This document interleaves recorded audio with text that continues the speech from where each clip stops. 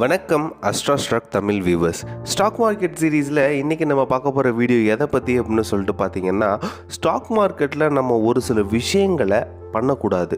அப்படி பண்ணாமல் இருந்தால் மட்டும்தான் நம்ம நல்ல ஒரு ரிட்டர்ன்ஸை நம்மளால் பார்க்க முடியும், நல்ல ப்ராஃபிட் பார்க்க முடியும், நல்லா ட்ரேட் பண்ண முடியும், சக்சீடாக நம்ம ஒரு இன்வெஸ்ட்மெண்ட் பண்ணி அதுலேருந்து ப்ராஃபிட் பார்க்க முடியும். ஸோ இந்த மாதிரி விஷயங்கள்லாம் நம்ம பண்ணோம், இந்த மாதிரி விஷயங்கள்லாம் நம்ம பண்ணாமல் இருந்தோம் அப்படின்னா நம்மளை ட்ரேடிங்கில் யாராலையுமே அடிச்சுக்க முடியாது. நம்ம ப்ராஃபிட்டை நம்ம சூப்பராக பார்க்கலாம். நீங்கள் ஸ்டாக் மார்க்கெட்டுக்கு பிகினர் இல்லை நியூ இன்வெஸ்டர்னால் இந்த வீடியோ கம்ப்ளீட்டாக உங்களுக்காக தான். வீடியோவை ஸ்கிப் பண்ணாமல் பாருங்கள். வீடியோக்குள்ளே போகிறதுக்கு முன்னாடி அஸ்ட்ரா ஸ்டாக் தமிழ் சேனலை சப்ஸ்கிரைப் பண்ணிக்கோங்க for the daily updates. First நம்ம என்ன விஷயம் பண்ணால் நம்மளுக்கு நல்ல ப்ராஃபிட் பார்க்கலாம் அப்படின்னு சொல்லிட்டு பார்க்கும்போது, லேர்ன் ஃப்ரம் த மிஸ்டேக். பெரும்பாலான பிகினர்ஸ் தப்பு பண்ணுறது இங்கே தான். ஃபார் எக்ஸாம்பிள், நம்ம சேனலில் நிறைய வீடியோஸும் சொல்லியிருக்கேன். 9:15 to 9:30 இந்த பீரியடில் நம்ம மார்க்கெட்டில் எந்த ஒரு ஆர்டரோ எந்த ஒரு ட்ரேடிங்கும் பண்ணாமல் மார்க்கெட்டோட நிலையை நம்ம அனலைஸ் பண்ண வேண்டியது ரொம்பவே நல்ல விஷயமா இருக்குது. ஏன் அப்படின்னு சொல்லிட்டு பார்த்தீங்கன்னா, இந்த 9:15 to 9:30 வரலும் மார்க்கெட் வொலாட்டிலிட்டி ரொம்பவே அதிகமாக இருக்கும். ஆனால் பிகினர்ஸை பார்த்தீங்கன்னா இந்த 9:15 to 9:30க்குள்ளேயே ட்ரேட் எடுத்துடுவாங்க.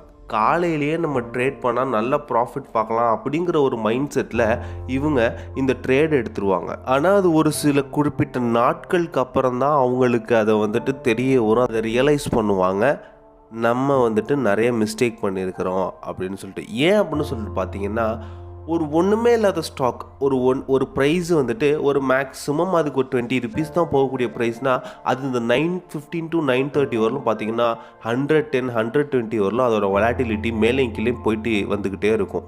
ஸோ இந்த மாதிரி டைமில் நம்ம ட்ரேட் பண்ண ஸ்டார்ட் பண்ணுறோம் அப்படின்னா நம்மளுக்கு லாஸில் தான் முடியும்.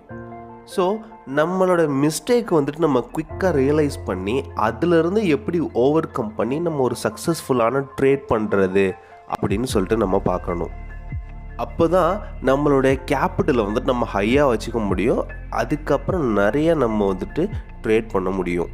அண்ட் ஒவ்வொரு ட்ரேடுக்கும் நம்ம அந்த ட்ரேடை பற்றி அனலைஸ் பண்ண வேண்டியது ரொம்பவே முக்கியமானது. So learn from the mistake. Second one என்ன அப்படின்னு சொல்லிட்டு பார்த்தீங்கன்னா, ட்ரேடிங் ஓவர் ஹைப்டு ஸ்டாக். இது பிகினர்ஸாக இருந்தாலும் சரி, இல்லை ட்ரேடிங்கில் எக்ஸ்பீரியன்ஸ்டு பர்சனாக இருந்தாலும் சரி, இது போல் ஓவர் ஹைப்டு ஸ்டாக்ஸில் இன்வெஸ்ட் பண்ணுறது ரொம்பவே தப்பானது. ஓவர் ஹைப்டு ஸ்டாக்ஸ்னால் என்ன அப்படின்னு சொல்லிட்டு பார்த்தீங்கன்னா, ஒரே நாளில் 20% அந்த ஸ்டாக்கோட ப்ரைஸ் ஹை ஆகும், 20% லோ ஆகும். இதை தான் ஓவர் ஹைப்டு ஸ்டாக்ஸ் அப்படின்னு சொல்லிட்டு சொல்கிறாங்க. ஆக்சுவலாக இதெல்லாம் மேனிப்புலேட் பண்ணப்படுற ஸ்டாக்ஸ். அதாவது அந்த ஸ்டாக்கோட ப்ரைஸை மேனுவலாக டிக்ரீஸ் பண்ணி இன்க்ரீஸ் பண்ணி நம்மளுக்கு நம்ம அட்டென்ஷனை ரீச் பண்ணுறதுக்காக இது மாதிரி பண்ணுவாங்க. ஸோ இது மாதிரி ஓவர் ஹைப்டு ஸ்டாக்ஸ் எல்லாம் நம்ம அவாய்ட் பண்ணிடணும். தேர்ட் ஒன் என்ன அப்படின்னு சொல்லிட்டு பார்த்தீங்கன்னா, find market trend and trade. எப்போவுமே மார்க்கெட்டோட ட்ரெண்டுக்கு ஏற்ற மாதிரி தான் நம்ம ட்ரேட் பண்ணணும். இப்போ ஃபார் எக்ஸாம்பிள், மார்க்கெட் அப் ட்ரெண்டாக இருந்துகிட்டு இருக்கு அப்படின்னு சொல்லிட்டு பார்த்தீங்கன்னா, அப்போது நீங்கள் லாங் சைடு மட்டும்தான் ஃபோக்கஸ் பண்ணணும். அதுக்கு அப்படியே ஆப்போசிட்டாக டவுன் ட்ரெண்டாக இருக்குது, டவுன் ட்ரெண்டாக ட்ரேட் ஆகிட்டு இருக்கு அப்படின்னு பார்த்தீங்கன்னா, நீங்கள் ஷார்ட் சைடு நல்லாவே ஃபோக்கஸ் பண்ணலாம். இதுக்கு அப்படியே ஆப்போசிட்டாக நிறைய பேர் என்ன பண்ணுவாங்க அப்படின்னா, அப் ட்ரெண்டாக இருக்கும்போது ஷார்ட் சைட்டையும், டவுன் ட்ரெண்டாக இருக்கும்போது லாங் சைட்டையும் அவங்க ஃபோக்கஸ் பண்ணுவாங்க. அப்படி ஃபோக்கஸ் பண்ணுறாங்க அப்படின்னா அவங்களோட ட்ரேடிங் என்டையராக லாஸில் மட்டும்தான் முடியும். ஸோ மார்க்கெட்டோட ட்ரெண்டுக்கு தகுந்த மாதிரி நம்ம நம்ம ஸ்ட்ராட்டஜியை செட் பண்ணிக்கிட்டு நம்ம ட்ரேட் பண்ணணும். அண்ட் ஃபோர்த் ஒன் என்ன அப்படின்னு சொல்லிட்டு பார்த்தீங்கன்னா, கிவ் அப் ஈஸிலி. ட்ரேடிங் அப்படிங்கிறது ஒரு ஸ்கில் தான். லேர்ன் பண்ணுறதுக்கு கண்டிப்பாக அதிகமாகவே டைம் எடுத்துக்கும். எக்ஸ்பீரியன்ஸ் தான் நமக்கு எல்லாமே. மினிமம் 6 to 1 year வரைக்கும் நமக்கு எக்ஸ்பீரியன்ஸ் தேவைப்படும். இந்த எக்ஸ்பீரியன்ஸ் பீரியடில் தான் நம்ம அதிகமாக ப்ராஃபிட்டும் பார்க்கறணும்னு நினைக்கக்கூடாது. அதே நேரத்தில் நம்மள்கிட்ட இருக்க கேபிட்டலை நம்ம இழந்துடவும் கூடாது, அதாவது லாஸ் ஆகிடவும் கூடாது.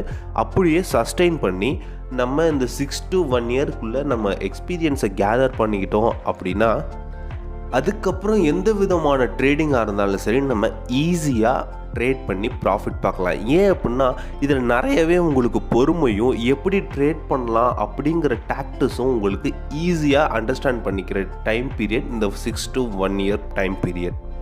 இந்த டைம் பீரியடில் நீங்கள் உடனே நம்ம வந்துட்டு பணம் பார்க்கணும், உடனே ப்ராஃபிட் பார்க்கணும் அப்படின்னு சொல்லிட்டு நிறைய ட்ரேடிங்கில் அங்கே எங்கேயும் பண்ணிங்க அப்படின்னா லாஸ் தான் ஆகும். நம்ம வந்துட்டு இப்போ ஃபார் எக்ஸாம்பிள் ஒரு டாக்டர் எடுத்துக்கோங்களேன். அவங்க வந்துட்டு 5 years படித்தா தான் டாக்டர் ஆக முடியும். 1 yearல டிஸ்கண்டினியூ பண்ணிவிட்டு அவங்க போயிட்டு நான் ஏதோ ஆப்ரேட் பண்ணுறேன், இல்லை நான் வந்துட்டு ஒரு கிளினிக் வச்சுட்டு அதில் எப்படியே நார்மல் டாக்டர், ஜென்ரல் டாக்டர் மாதிரி நான் வந்துட்டு ப்ரிஸ்கிரிப்ஷன் கொடுத்து என்னுடைய ஒர்க்கை பார்க்க போகிறேன் அப்படின்னா அது சாத்தியமாகுமா? இல்லவே இல்லை. அதே போல் தான் நம்மளுக்கு ட்ரேடிங்கும் 6 to 1 year வரலும் நம்ம எக்ஸ்பீரியன்ஸை கேதர் பண்ணிட்டு என்ன தான் நாலேஜ் பர்சனாக இருந்தாலும் ட்ரேடிங்கை பொறுத்தளவு எக்ஸ்பீரியன்ஸ் ரொம்ப ரொம்ப முக்கியமானது. இந்த எக்ஸ்பீரியன்ஸை கேதர் பண்ணிட்டு நம்ம ட்ரேட் பண்ணோன்னா அப்புறம் நம்ம தான் ஜாம்பவான் ட்ரேடிங்கை பொறுத்தளவுக்கு. ஸோ சேஃபாக ட்ரேட் பண்ணுங்கள், ஹாப்பியாக ஏர்ன் பண்ணுங்கள்.